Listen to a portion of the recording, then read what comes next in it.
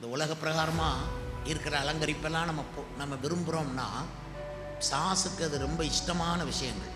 அந்த உலக மகிமையை சாசு காட்டி இதெல்லாம் எனக்கு கொடுக்கப்பட்டிருக்கு. இன்னைக்கு உலக மகிமை சாசின் கையில் இருக்குது.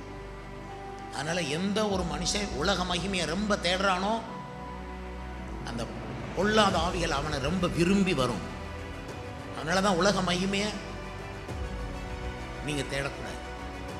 நீங்கள் உலகத்தார் அல்ல என்று இயேசுவானவர் யோவான் சுவிசேஷத்தில் சொன்னார். நீங்கள் உலகத்தார் அல்லாததினாலே உலகம் உங்களை பகைக்கும் என்றே இயேசு சொல்லியிருக்கிறார்.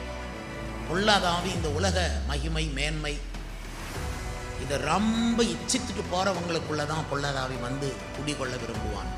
இப்போ நமக்கு தேவை ரொம்ப ஜென்டில் ஸ்பிரிட், அமைதலான ஆவி. இப்படி போட்டிருக்குது, அழியாத அலங்கரிப்பாக இருக்கிற சாந்தமும் அமைதலும் உள்ள